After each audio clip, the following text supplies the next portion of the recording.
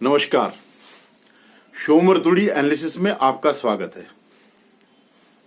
दोस्तों, आज मैं चर्चा करने आया हूं जो लेफ्ट लिबरल गैंग है, जो एंटी हिंदू गैंग है, जो एंटी मोदी और बीजेपी गैंग है या आरएसएस का विरोधी है, उसका पाखंड की एक घटना के बारे में आपसे जिक्र कर रहा हूं। वो क्या है? इनका पूरा जीवन झूठ फरेब पाखंड में ही गुजरा है। पूरा का पूरा जीवन 24 घंटे ये झूठ फैलाते हैं और पाखंड करते हैं। अभी मैं जिक्र कर रहा हूं कि जो ये चुनाव, गुजरात के जो चुनाव हो रहे हैं विधानसभा के, अभी 1 तारीख को, एक दिन बाद जो है पहला इसका स्टेप शुरू हो जाएगा। वोटिंग का पहले चरण का मतदान शुरू हो जाएगा। तो उससे पहले अमित शाह जी ने, जो देश के गृह मंत्री हैं, उन्होंने एक जनसभा में कहा कि हमने 2002 में टेररिज्म का खात्मा किया। जो लोग आतंकवादी थे, जो आतंक फैलाने में विश्वास करते, उन पर कड़ी कार्रवाई करी और इसको जो है ऑलमोस्ट खत्म कर दिया। और 2002 से लेकर आज तक गुजरात में दोबारा कभी दंगे नहीं हुए। अब आप सुनिए, इसके बाद जो है, जो ये गैंग है, उन्होंने इसकी व्याख्या करनी शुरू कर दी। पहले तो उन्होंने कहा कि ये सांप्रदायिकता फैला रहे हैं।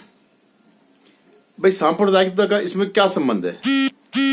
पूरी जिंदगी तुमने झूठ बोला कि आतंकवाद का कोई धर्म नहीं होता है। आज आपको आतंकवाद में धर्म नजर आ रहा है, तो इससे बड़ा पाखंड क्या होगा? तब तो आप कहते हो कि नहीं साहब, जो ये आतंकी हैं ये किसी धर्म से संबंध नहीं है। तो धर्म से संबंध नहीं है तो फिर सांप्रदायिक ध्रुवीकरण क्यों होगा? तो हर कोई जानता है कि ठीक है, जो आतंकवादी है वो कोई भी हो सकता है, लेकिन क्योंकि ये जानते हैं कि आतंकवाद कहां से पैदा हो रहा है, इसलिए उस पर मिट्टी डालने के लिए ये कहते हैं कि आतंकवादियों को कोई धर्म नहीं होता। ये लगातार ये झूठ बोलते आ रहे हैं।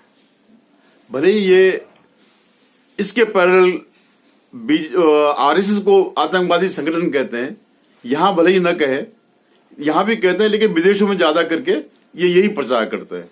या जो इनका जो टूर किट गैंग है, वो बार बार जगह जगह जो है इस ढंग के प्रयोग करता रहता है, इसको पोर्ट्रे करता रहता है कि आरएसएस जो एक आतंकवादी संगठन है। इन लोगों ने कभी नहीं कहा आईएसआईएस एक आतंकवादी संगठन है, या जो पीएफआई जिसको बैन किया ये आतंकवादी संगठन है, या जो सिमी जो था वो आतंकवादी संगठन है। क्यों नहीं कहा? क्योंकि ये एक धर्म से ही ये जुड़े हुए ये संगठन। अब पूरी दुनिया में अगर 100 में से लगभग 99% जो आतंकवादी संगठन है, चाहे वो तालिबान हो या कुछ हो, सब एक धर्म से ही जुड़े हुए हैं। तो वहां पर ये नहीं कहेंगे। वो किसको कहेंगे? कि नाथुराम गोडसे ने। तो नाथुराम गोडसे तो एक इंडिविजुअल आदमी था, उसने गांधी जी को गोली मारी, इसके अलावा तो कुछ नहीं किया उसने कोई कि पूरी सभा में बम फेंक दिया हो, या बेल्ट बांध करके कमर में जो है बम की बेल्ट बांध करके फटा हो और सैकड़ों लोग मारे गए, दसियों लोग मारे गए हों। उन्हें एक इंडिविजुअल, जैसे एक आम अपराधी होता है, वैसे भी उन्होंने अपराध किया।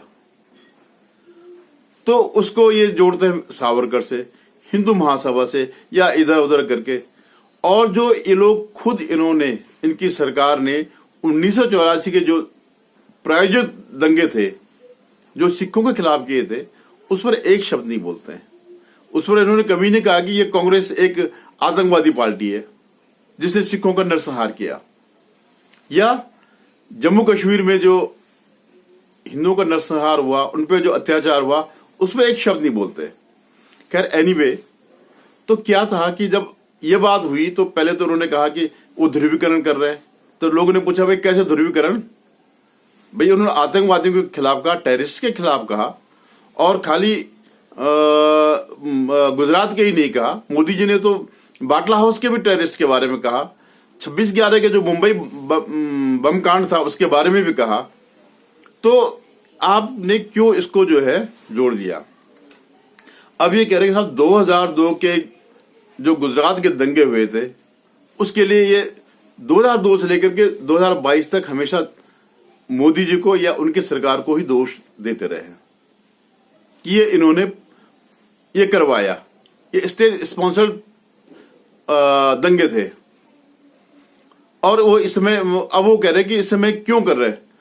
तुमने 2002 से लेकर के जब तक सुप्रीम कोर्ट ने फैसला नहीं दिया मोदी जी को और उनकी सरकार को बरी नहीं कर दिया, तब तक आपकी रोजी रोटी जो है 2002 से लेकर 2022 तक इसी गुजरात में चलती रही। आज ये लोग कहते हैं कि मोदी जी पत्रकार वार्ता क्यों नहीं करते?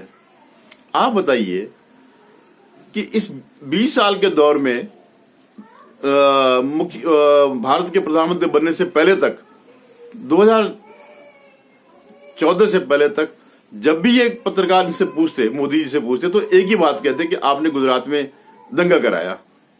तो भाई पत्रकार वार्ता में अगर तुम्हारा लिमिटेशन इतना ही है, अगर तुम्हारी सोच सिर्फ इतना ही है, तो किस बात की पत्रकार वार्ता? आप विकास पे बात नहीं करते, किसी इंफ्रास्ट्रक्चर पे बात नहीं करते, किसी पे बात नहीं करते, जन कल्याणकारी जो योजना है उस पर बात नहीं करते, तो आप जो है इतने साल से एक ही विषय को लेकर के, वो भी झूठ को लेकर के खींचते जा रहे हैं। तो तुम करो तो ठीक है। और उन्होंने एक जनरल सी बात करी कि आतंकवाद जो है देश के लिए खतरा था, और सब जानते हैं 2014 से पहले देश का ऐसा कोई कोना नहीं होगा हर महीने जहां बम ब्लास्ट न हुआ हो। तो ये आतंकवाद अगर खत्म हुआ है तो इस सरकार के आने पे ही हुआ, इनकी सख्त नीतियों पे आने पे हुआ। जब 26/11 में तो पूरा कांग्रेसी हो गया, इनका इकोसिस्टम जो है आतंकवादियों को बचाने आ गया था, उनके पक्ष में जो है सब आ गए थे। तो यही मेरा कहना है कि जो ये कांग्रेस का सिस्टम है, जो कांग्रेस का इकोसिस्टम जो ये है, ये जो है एंटी हिंदू है और आतंकवाद का समर्थक है। समय समय पर इस चीज के प्रमाण मिले हैं। इन्होंने आतंकवादी छोड़े भी है, पाकिस्तान वापिस भेजे हैं आतंकवादी। और जो ये हौसला जो इनका रहता था, जो पूरे देश में बम विस्फोटों का, तो इनकी संरक्षण में था। ऐसे जैसे एक बार मुलायम सिंह की सरकार ने, जो समाजवादी पार्टी सरकार ने, ये प्रपोजल रखा था कि जितने भी मुस्लिम युवा है जो आतंकवाद में जेलों में बंद है, इनको छोड़ दिया जाए।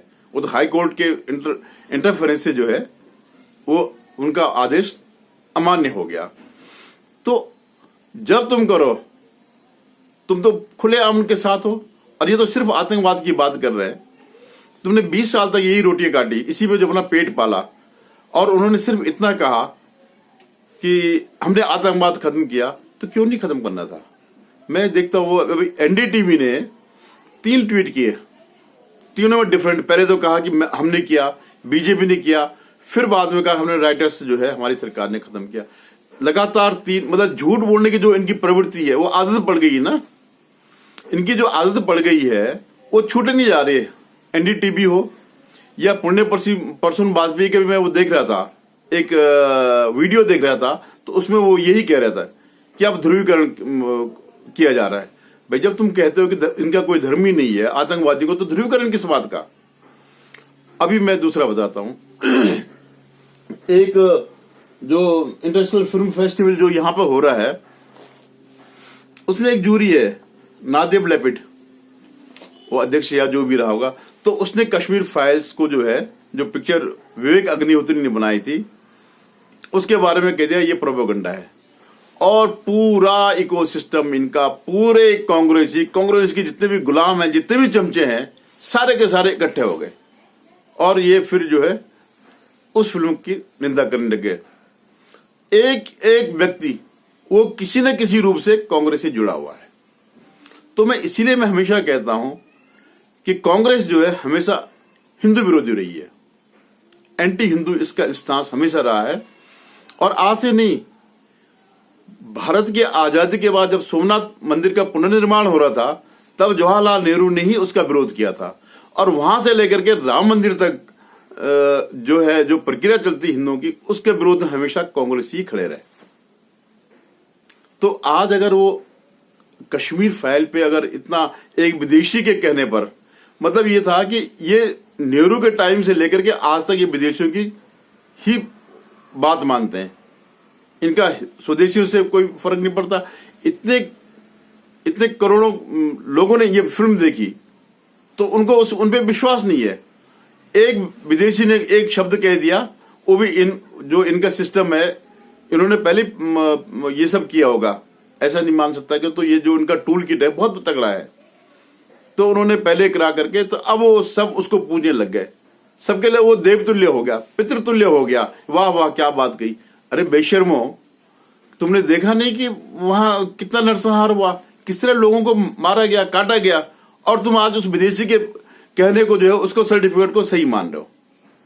तो ये इनकी प्रवृत्ति है। ये बड़े गंदे लोग हैं।